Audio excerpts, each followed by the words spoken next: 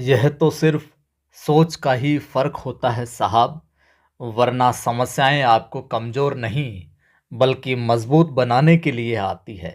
नमस्कार, जय हिंद। मैं हूं आपका दोस्त कवि आदि गणेश। स्वागत करता हूं और प्रारंभ करते हैं। हिंदी ग्रेड सेकंड स्नातक स्तर वाला जो पाठ्यक्रम है, उस हेतु हम जो कबीर ग्रंथावली की जो साखी, उसके जो 5 अंग और 10 पद देखने प्रारंभ किए हैं, उसमें जो पहला अंग है साखी का, गुरुदेव को अंग, गुरुदेव को अंग से जो साखियां हैं उनको हम देख रहे हैं। और ये क्लास संख्या है 5। अभी तक हमने गुरुदेव को अंग से 20 साखियां देख ली है और आज 21वीं साखी से लेकर 27-28 तक देखेंगे। टोटल गुरुदेव को अंग में यहाँ पर अपने पाठ्यक्रम में 35 साखियां हैं जो संकलित है, तो उन तमाम को देखेंगे। अगले वीडियो में ये अपने गुरुदेव का अंग है जो कंप्लीट है, जो हो जाएगा। आपसे अनुरोध है, अगर आपको ये मेरे द्वारा अध्यापन आपको अच्छे से समझ में आ रहा है, रुचिकर लग रहा है, एक एक चीज़ स्पष्ट हो रही है, तो आपसे मैं ऐसी आशा और अपेक्षा रखता हूं कि वीडियो को लाइक करें, आप ज़्यादा से ज़्यादा शेयर करें, ताकि और साथियों को भी मालूम पड़े कि यहाँ पर निःशुल्क रूप से पाठ्यक्रम करवाया जा रहा है, तो उनकी भी मदद हो। और पहली बार देख रहे हो, चैनल को सब्सक्राइब कर बेल आइकन क्लिक कर लेना। टेलीग्राम चैनल का लिंक डिस्क्रिप्शन में मिल जाएगा, कवि आदि गणेश हिंदी नाम से, जिस पर 4700 से ज़्यादा लोग जुड़े हुए हैं। 4700 से ज़्यादा लोग जुड़े हैं, उस टेलीग्राम चैनल को आप ज्वाइन है जो कर लीजिएगा। प्रारंभ करते हैं, चलिए।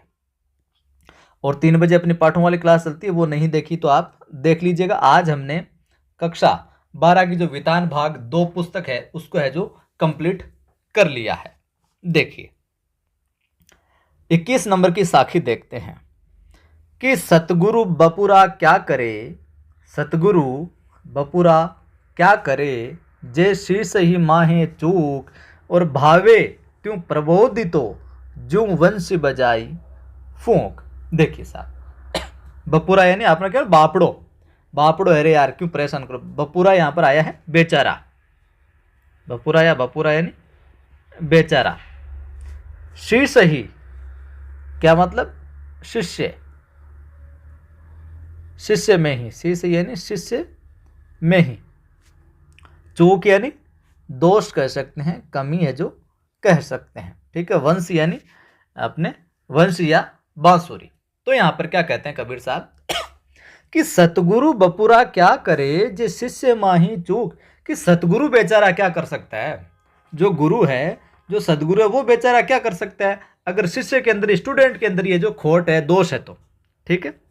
तो भावे त्यों प्रबोधितो जू वंशी बजाई फूंक, जिस प्रकार कोई व्यक्ति वंशी को बजाकर, बांसुरी को बजाकर बेसुरा और अप्रिय स्वर निकाले, तो उसमें वंशी का कोई दोष थोड़ी होता है।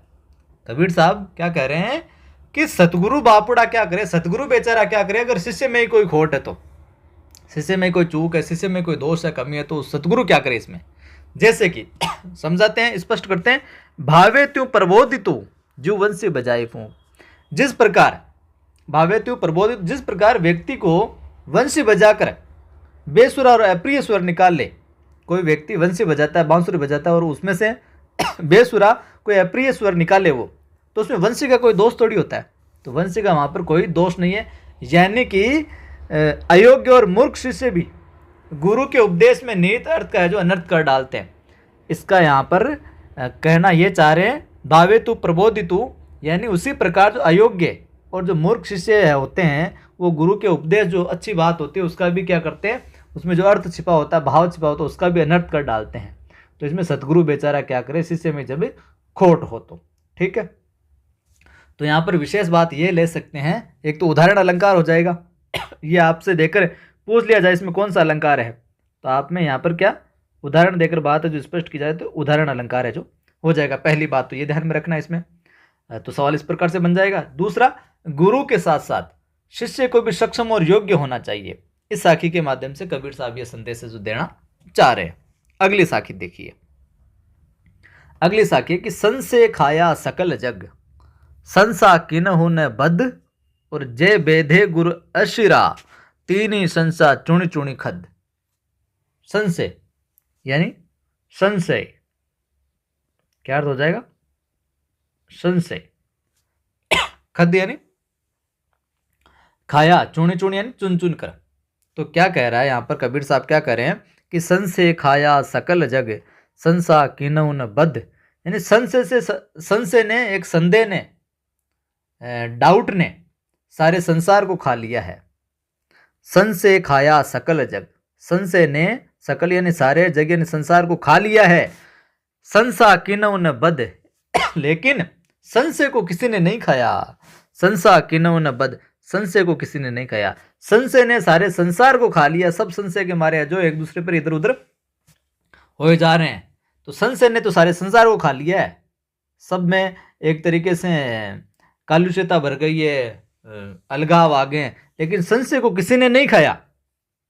जे बेधे गुरु अंश रात, तीन संसा चूर्ण चूर्ण खद।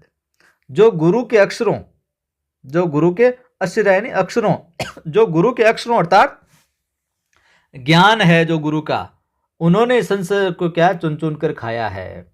यानी जो गुरु का उपदेश है, जो गुरु के जे भेदे गुरु अक्षर, गुरु के जो अक्षर है, गुरु का जो ज्ञान है, वही है जो संशय को जो भेद सकता है, भेद सकता। तीन ही संशय चूर्ण चूर्ण खद, यानी गुरु के जो ज्ञान रूपी जो अक्षर है, ज्ञान रूपी जो शब्द है ना, वही उस संशय को क्या चुन चुन कर खाया है उन्होंने। यानी वही है जो गुरु ही है जो मिटा सकता है।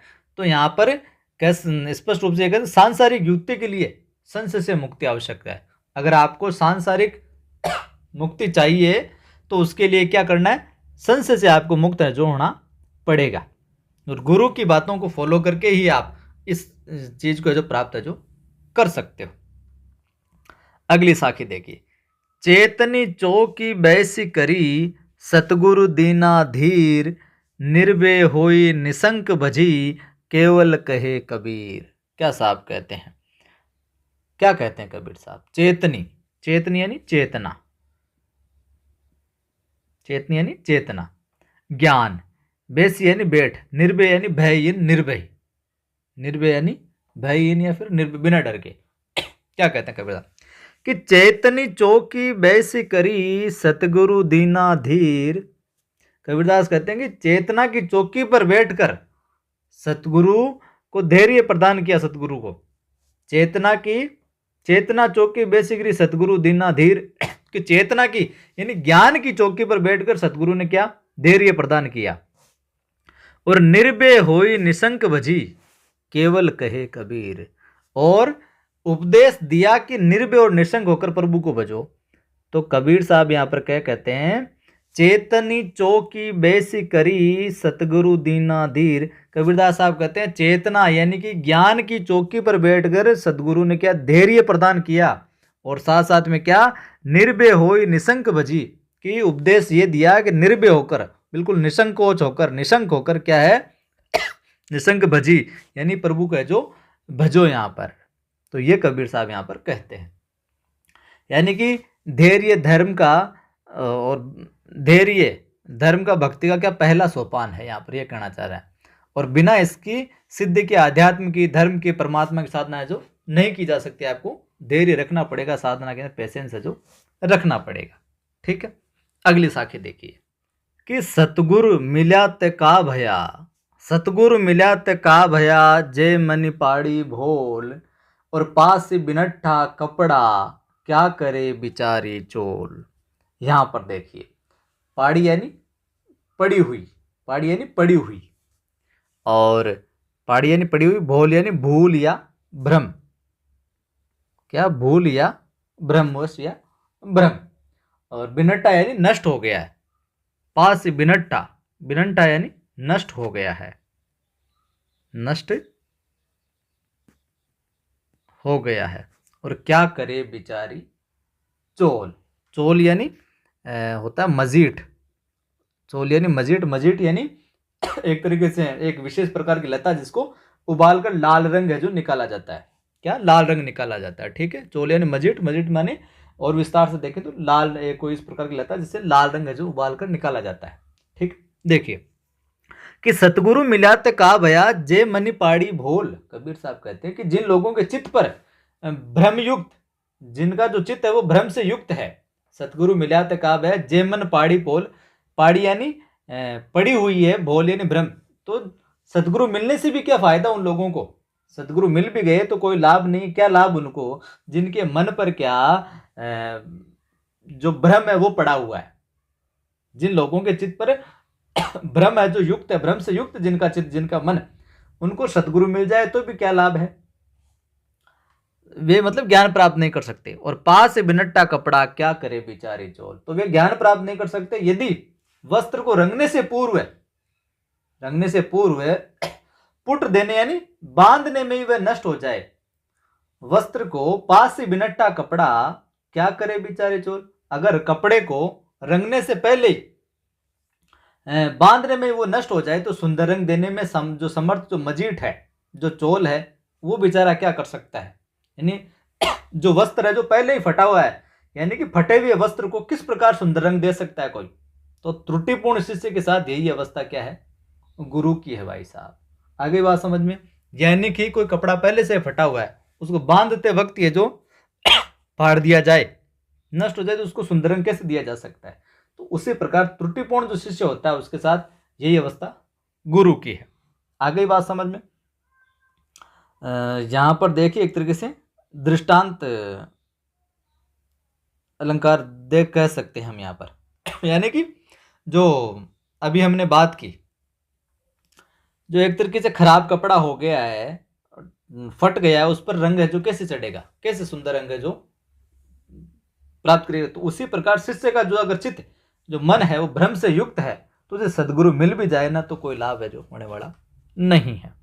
आगे देखिए अगली साखी, बूढ़े थे परि उबरे, बूढ़े थे परि उबरे, गुरु की लहरी चमंकी, और भेरा देखा जरा, उतरी पड़े फरंकी, उतरी पड़े फरंकी। परि यानी परिया परंतु, ठीक है, परि यानी परिया परंतु हो गया। वहीं भेड़ा यानी बेड़ा, और जर्जरा जो है, जर्जरा यानी एक तरीके से कहते हैं जीर्ण शीर्ण। फरंकी यानी तुरंत, फरंकी यानी क्या हो जाएगा, तुरंत या तत्क्षण, बिल्कुल। तो यहां पर क्या कहते हैं कबीर साहब, क्या कहते हैं कि मैं सांसारिक पाखंड और मिथ्याचारों में डूबा हुआ था, बूढ़े थे परि उबरे, बूढ़े थे ना, डूबा हुआ था, गुरु की लहरी चमकी, कि मैं तो सांसारिक पाखंड और मिथ्याचारों में डूबा हुआ था, लेकिन गुरु ज्ञान तरंग के प्रकाश से मैं क्या ऊपर उठ गया हूं। बूढ़े थे परि उबरे, मैं तो क्या इन सांसारिक जो बंधन थे ना, पाखंड थे, मिथ्याचार थे, इनमें डूबा हुआ था, बूढ़े यानी डूबना, और गुरु की लहरी चमकी। जैसे ही गुरु की ज्ञान, जो ज्ञान तरंग आई, गुरु की ज्ञान रूपी जो तरंग लहर आई, उसके प्रकाश से मैं क्या चमक उठा हूं, उन जो बाह्य चार थे उनसे क्या ऊपर है जो उठ गया हूं। भेरा देखा जरा, उतरी पड़े फरंकी, और जब मैंने देखा कि जो ये पाखंड है, मिथ्याचार है, इनकी नाव बड़ी जीर्ण है, बड़ी जीर्ण शीर्ण से, तब उस नाव से क्या है अलग हो गया मैं। अर्थात जो सदगुरु के उपदेश से जीवन की जो जीवन है, यह संसार है, इसकी सत्यता है जो प्राप्त होती है। गुरु की वजह से मुझे पता चला कि ये जो मिथ्याचार है, पाखंड है, ये तो बिल्कुल जीर्ण शीर्ण है, इनसे तो मैं बाहर निकल सकता हूँ। और ये ज्ञान कब हुआ, गुरु की जो ज्ञान तरंग उसको मेरी लहरी चमकी। तो बूढ़े थे परि उबरा, मैं तो इन पाखंडों इनके अंदर है जो डूबा हुआ था, गुरु की लहरी चमकी। गुरु की लहर जब आई तब मैं जो इनसे ऊपर उठा, और भेरिया देखा जरा, जब मैंने देखा कि तो जीर्ण शीर्ण है सारे के सारे पाखंड, मिथ्याचार, बाह्याचार, तो और उतरी पड़े फरंकी, और मैं जो तत्क्षण वहां से जो उतर गया, आगे है जो बढ़ गया, निकल गया। ये सब किसकी वजह से हुआ, ये सब हुआ साहब गुरु की वजह से ही, गुरु की ज्ञान की वजह से ही। अगली साखी देखिए कि गुरु गोविंद तो एक है, दूजा यहू आकार, आपा मेट जीवत अरे, तो पखे करतार। कि गुरु गोविंद तो एक है, दूजा यहू आकार, और आपा मेट जीवत अरे, तो पखे करतार। क्या कहते हैं कबीर साहब, आकार यानी शरीर, उपाधि से यहां पर ले सकते हैं। आपा यानी अपने अस्मिता, करतार यानी परमात्मा, करतार यानी परमात्मा, ध्यान में रखना। क्या कहते हैं कबीर साहब कि गुरु गोविंद तो एक है, कि सदगुरु और गोविंद यानी परमात्मा गुरु सदगुरु और जो गोविंद है परमात्मा है वास्तव में क्या है, एक ही हैं। दूजा यहू आकार, और यदि अंतर भी है तो आकार का, जिसमें शरीर नाम रूप उपाधि आकार का। यदि कोई अपनी अस्मिता आपा मेट जीवत अरे, यदि कोई अपनी अस्मिता को अस्तित्व को नष्ट कर जीते ही मर जाए तो पखे करतार, तो उसे परमात्मा की प्राप्ति है जो हो सकती है। क्या कहना चाह रहे हैं यहाँ पर कबीर साहब? कबीर साहब यहाँ पर कहना चाह रहे हैं कि गुरु और गोविंद, जो गुरु और ब्रह्मा है, जो ईश्वर है, वो तो क्या एक ही है और उसमें कोई है जो क्या है अंतर नहीं है। और दूजा यहू आकार, ये अपना क्यों मायाजनी शरीर है जो एक दूसरे को अलग है जो बनाए हुए है इनको। और आपा मेट जीवत मरे तो पावे करतार, यदि हम अपने अहम को, अपने अस्तित्व को, अपने अहम को, अपना जो निज के अंदर अहंकार है उस भावना को समाप्त कर दें और जीव मुक्त हो जाएं, तभी है जो प्रभु की ब्रह्मा की जो प्राप्ति है जो हो सकती है। तो पखे करतार, यानी तो ही है जो करतार है, जो परमात्मा है जो हमें मिल सकता है। आपा मेट जीवत अरे, मन का जो अहंकार है उसको मिटा देंगे, तभी ये जो भगवान है जो ईश्वर है जो प्राप्त होंगे। और गुरु गोविंद क्या एक, ये दूजा ये वो आकार है, केवल आकार वाकार का, शरीर नाम का और उपाधि का यही अंतर है केवल, और कुछ नहीं है। आगे देखिए, अगली साखी है। अगली साखी ये है, और आज की वीडियो में इतनी साखियां देखेंगे, बाकी की जो बची है गुरुदेव के अंग की वो कल की वीडियो में। कि कबीर सतगुरु ना मिला रही अधूरी शीश, और स्वां जति का पहदी करी घटी घटी मांगे भीष। तो यहां पर देखिए, शीश यानी शिक्षा उपदेश, शिक्षा या उपदेश। और जो यहाँ पर आया अपने जति, जति यानी यति या साधन, जति यानी यति या फिर साधन। तो कबीर साहब क्या कहते हैं कि कबीर सतगुरु ना मिला रही अधूरी शीश। कबीरदास कहते हैं कि यदि सतगुरु की प्राप्ति नहीं हुई ना तो क्या जो शिक्षा उपदेश है वो भी क्या अधूरी रह गए हैं। कबीर सतगुरु ना मिला रही अधूरी शीश, और स्वां जति का पहली करी घटी घटी मांगे शीश। कबीर साहब कहते हैं कि यदि सदगुरु की प्राप्ति नहीं हुई ना तो शिक्षा उपदेश ये सब क्या अधूरा रह गया। तो शिष्य और साधक, साधु का क्या बनावटी वेश पहनकर घर घर भिक्षा मांगने का कार्य जो करता है। कबीर साहब माफ करें, कबीर साहब कहते हैं यहाँ पर कि अगर शिष्य को सदगुरु की प्राप्ति नहीं होती है ना, कबीर सदगुरु ना मिला, कबीर साहब कहते हैं कि शिष्य को अगर सदगुरु की, अच्छे गुरु की प्राप्ति नहीं होती है तो उसकी शिक्षा क्या रह जाती है, रही अधूरी शिक्षा। उसकी शिक्षा, उसका जो ज्ञान है वो क्या अधूरा रह जाता है। और स्वांग जति का पहरी करी घटी घटी मांगे भीष। तो वो क्या करता है फिर तपस्वी का वेश धारण करके, स्वांग जति का पहरी करी, तपस्वी का वेश धारण करके द्वार द्वार पर घटी घटी, द्वार द्वार के ऊपर या घरी घरी भी आ सकता है कहने का, द्वार द्वार पर जाकर भिक्षा मांगने का है जो भिक्षा मांगने वाले सदगुरु है जो नहीं हो सकते। कबीर साहब क्या कह रहे हैं कि यदि शिष्य को सदगुरु की प्राप्ति नहीं होती ना तो उसकी शिक्षा क्या रह जाती है, अपूर्ण रह जाती है। और तपस्वी का वेश धारण करके द्वार द्वार पर भिक्षा मांगने वाले सदगुरु है जो नहीं हो सकते, उसकी शिक्षा है जो अपूर्ण रह जाती है। और फिर घर घर द्वार मांगने वाले, जो भिक्षा मांगने वाले सदगुरु है वो नहीं, सदगुरु है जो नहीं हो सकते हैं। तो यहाँ पर ध्यान में रखना आप, ये अपने जो स्वांग जति का पहरी करी, यहाँ पर एक तरीके से एक व्यापक बिंब को थोड़े ही शब्दों में है जो मूर्तिमान किया गया कि तपस्वी का वेश धारण करके द्वार द्वार पर भिक्षा मांगने वाले सदगुरु है जो नहीं हो सकते। तो आगे बात समझ में, यानी कि बनावटी आचरण मिथ्या और ये क्या है निंदनीय है, और इस आचरण में क्या प्रभु का साक्षात्कार है जो प्राप्त है जो नहीं हो सकता है। यहाँ पर कहने का तात्पर्य ये है। तो ये थी अपनी आज की वीडियो में साखियाँ। कैसी लगी कमेंट करके बताइएगा। वीडियो को लाइक कर दे, नहीं किया तो शेयर कर दें सभी दोस्तों के साथ। पहली बार देख रहे हैं चैनल को सब्सक्राइब कर बेल आइकन क्लिक कर लें। ऑल नोटिफिकेशन पर क्लिक कर लें ताकि हर वीडियो की सूचना आपको मिलती रहे। और टेलीग्राम चैनल का लिंक डिस्क्रिप्शन में मिल ही जाएगा आपको, कवि आदि गणेश हिंदी नाम से, जिस पर 4700 से ज़्यादा लोग जुड़े हुए हैं। पढ़ाई से संबंधित आप मोटिवेशनल वीडियो देखना चाहते हैं तो मेरा दूसरा यूट्यूब चैनल एक आदि की आवाज़ नाम से, उससे जुड़िए, उसको सब्सक्राइब कीजिए और मोटिवेशनल वीडियो देखिए, कुछ अच्छा सीखिए। जय हिंद, फिर मिलता हूँ।